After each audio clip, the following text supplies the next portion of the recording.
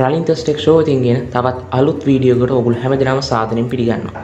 ඉතින් අද මම ඔයගොල්ලොත් එක්ක කතා කරන්න බලාපොරොත්තු වෙන්නේ වගේම අද හදන්න බලාපොරොත්තු වෙන්නේ අපි වේලපා කතා කරපු USB kit එකට DC filter circuit එක.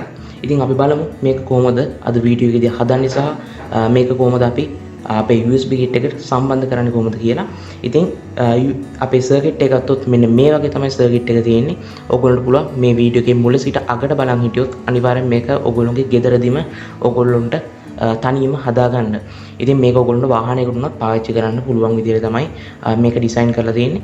ඉතින් ඔයගොල්ලෝ මගේ වීඩියෝ එකට අලුත් කෙනෙක් නම් අනිවාර්යයෙන්ම channel එක subscribe කරන්න. ඒ වගේම like කරන්න මේ වීඩියෝ එකට. ඒ වගේම ඔයගොල්ලෝ අදහස comment box එකේ comment එකකුත් දාන්න. ඒ වගේම යාළුවන්ට share කරන්න. එහෙනම් අපි යමු අපේ වීඩියෝ එකට.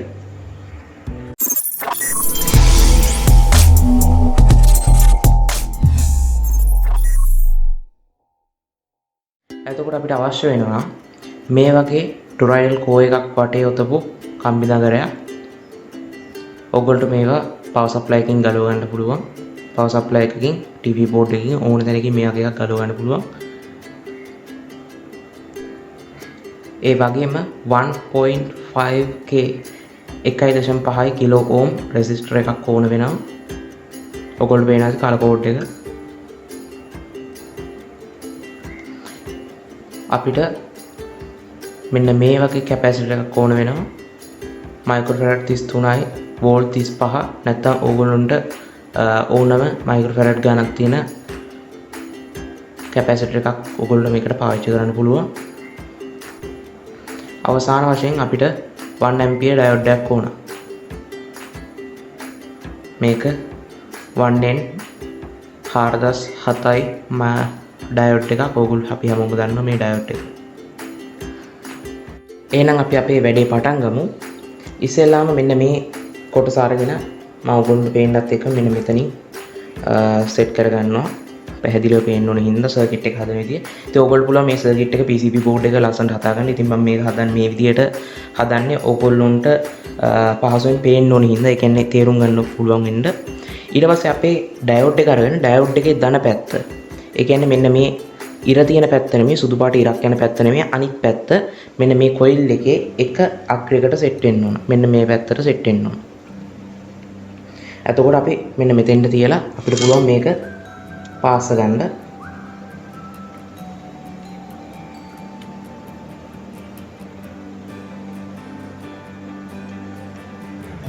ඔයගොල්ලෝ පේනවා මේ විදියට අපිට කොයිල් එකට පාස් ගන්න පුළුවන්. ඊට පස්සේ අපි ඩයෝඩ් එක පාස් ගත්තට පස්සේ අපි මේකට 1.5 කිලෝ ඕම් රෙසිස්ටර් එක හයි කරන්න ඕන. ඒ රෙසිස්ටර් එක හයි කරගන්න ඕගොල්ලන්ට රෙසිස්ටර් එක මෙහෙම අරගත්තට පස්සේ ඕන පැත්තක් හයි කරන්න පුළුවන්. මේ රෙසිස්ටර් එක අග්‍රයක් අපි මෙන්න මේ කියන ඩයෝඩ් එකේ එක පැත්තකට, ඒ කියන්නේ අපේ කොයිල් එක සම්බන්ධ වෙච්ච පැත්තට අපි මේ විදිහට හයි කරන්න ඕන අපේ රෙසිස්ටර් එක. ඔයගොල්ලෝ පේනවා ඇති මේ විදිහට සෙට් කරන්න ඕන රෙසිස්ටර් එක. ඊට පස්සේ අපි අපේ ගන්න ඕන වේලපහ පෙන්නපු මයික්‍රෝෆැරඩ් 33 වෝල්ට් 35 කැපැසිටර් එක අරගෙන ඒක අරගෙන හයි කරන්න ඕන මේ ඩයෝඩ් එකේ මෙන්න මේ පැත්තට. ඒ කියන්නේ ඩයෝඩ් එකේ ඍණ පැත්තට. ඩයෝඩ් එකේ ඍණ පැත්තට හයි කරනවා කියන්නේ කැපැසිටර් එකේ පැති, ඒ කියන්නේ දැන් මේක ධන ඍණ ભેදයක් තියෙන කැපැසිටර් එකක්.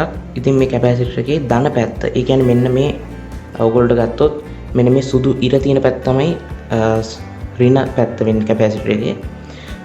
ඉර කිසිම ඉරක් නැති පැත්ත තමයි ඒ පැත්ත තමයි ධන පැත්ත වෙන්නේ කැපැසිටර් එකක් ගත්තොත්. ඔයගොල්ලෝ පේනවා මේ විදියට ගත්තම කැපැසිටර් එකේ ධන ඍණ ඔයගොල්ලෝ හොයාගන්න පුළුවන්. ඊට පස්සේ ඕක අපි ධන පැත්ත අරගෙන සෙට් කරන්න ඕන මෙන්න මේ පැත්තට. මෙන්න මෙතෙන්ට කැපැසිටර් එකේ ධන ලයින් එක සෙට් කරන්න ඕන. ඔයගොල්ලෝ පේනවා දැන් මම මේ විදියට හයි කරලා තියෙනවා. දැන් අපි සර්කිට් එකේ කොටසක් දැන් ඉවරයි. ඊට පස්සේ තියෙන්නේ පොඩි කොටසක් අරගෙන, කියන්නේ පොඩි කෑල්ලක් තියෙන අපිට සම්පූර්ණ කරන්න. මේ වගේ අපිට කම්බි කෑල්ලක් අරගෙන ඔයගොල්ලෝ පුළුවන් මේක ඔය තනි කම්බි යන වයරකින් කපා ගන්න. ඊට පස්සේ සුද්ධ කරලා මේ වගේ කෑල්ලක් ඔයගොල්ලන්ට ගන්න පුළුවන්. ඉතින් මේක අරගෙන ඊට පස්සේ මෙන්න මේ කියන කැපැසිටර් එකේ ඍණ අග්‍රේ ඊට පස්සේ රෙසිස්ටර් එකේ අනිත් අග්‍රේ එකට යා කරනවා.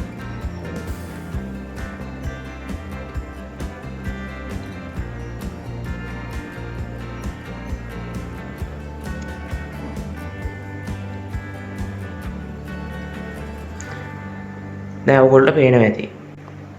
දැන් ඔයගොල්ලෝ පේනවා ඇති හරියටම සර්කිට් එක මේක තමයි සර්කිට් එක. ඊට පස්සේ මෙන්න මේකට තමයි කියන්නේ කොයිල් එක සම්බන්ධ වෙලා තියෙන අග්‍රයට තමයි ධන කියන්නේ 12 වෝල්ට් සම්බන්ධ වෙන්නේ.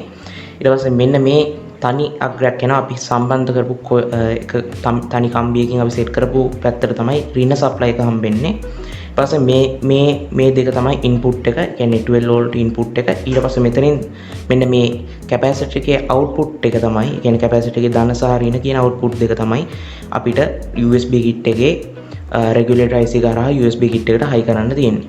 ඉතින් මේක තමයි අපිට DC ෆීල්ඩ් එක විදියට මම ඕගොල්ලන්ට ගෙනල්ලා තියෙන්නේ.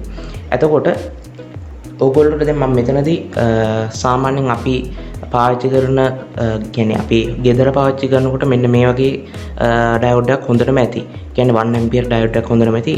ඒ වුණාට ඕගොල්ලෝ වාහනයකට වගේ කැසට් එකක් හයි කරනවා නම් ඒ කියන්නේ ඒකේ පව හම් එකක් එනවා නම් අන්න ඒකට ඔයගොල්ලන්ට පුළුවන් මෙන්න මේ ඇම්පියර් ගාන කියන්නේ මේ 1 ඇම්පියර් එකේ ඩයෝඩ් එක හොඳට මදි එතනදී ඔයගොල්ලන්ට පුළුවන් ඇම්පියර් ගාන වැඩි ඩයෝඩ් එකක් දාන්න. මම ඔයගොල්ලන්ට උදාහරණයක් පෙන්නන්නම්. මෙන්න මේ වගේ ඩයෝඩ් එකක් මේක නම් ඇම්පියර් 6ක විතර ඩයෝඩ් එකක්. මෙන්න මේ ඩයෝඩ් එක වෙනුවට ඔයගොල්ලන්ට පුළුවන් මේ ඩයෝඩ් එක රීප්ලේස් කරන්න ඒ ඔයගොල්ලෝ කාර් එකකට වගේ කියන්නේ මොකක් හරි වාහනයකට වගේ එම සෙට් කරනවා නම්. එහෙනම් දැන් අපි බලමු කොහොමද මෙන්න මේ අපි හදපු DC ෆීල්ඩ් සර්කිට් එක අපේ මේ USB කිට් එකට හයි වෙන්නේ කොහොමද කියලා අපි දැන් බලමු. හරි එතකොට මම මේක හයි කරා මගේ USB කිට් එකට අපි හදපු DC ෆිල්ටර් එක මේ දින්නේ සර්කිට් එක අපි හදපු. ඊට පස්සේ දැන් අපි බලමු මේකේ කොහොමද වයරින් ඩයග්‍රෑම් එක ඇවිල්ලා තියෙන්නේ කියලා. අපි මේ විදිහට ට්‍රාන්ස්ෆෝමරේ රෙක්ටිෆයි කරලා එන වයර් දෙක, ඒ කියන්නේ ධන සහ ඍණ වයර් දෙක අපි ඉස්සෙල්ලා සෙට් කරේ කෙලින්ම මෙන්න මේ කියන රෙගියුලේටර් IC එකටනේ. ඒකට රෙගියුලේටර් IC එකට යන්න ඉස්සෙල්ලා අපි මෙන්න මේ මගේ සර්කිට් එක හරහා තමයි මෙන්න මේ රෙගියුලේටර් IC එකට යන්න ඕනේ සප්ලයි එක.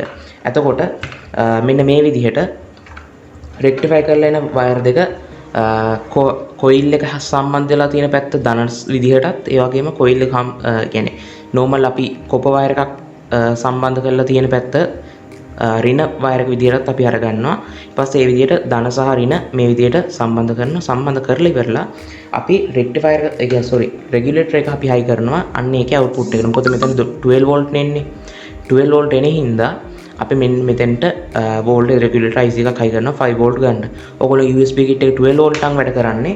ඔයගොල්ලෝ පුළුවන් මෙන්න මේ රෙගියුලේටර් IC එක අයින් කරලා කියන්නේ රෙගියුලේටර් IC එක විදිහට දාන්න කොකරත් කියලා ඔයගොල්ලෝ රෙගියුලේටර් IC එකක් දාන්න 12 දාන්න පුළුවන් ඔයගොල්ලන්ට.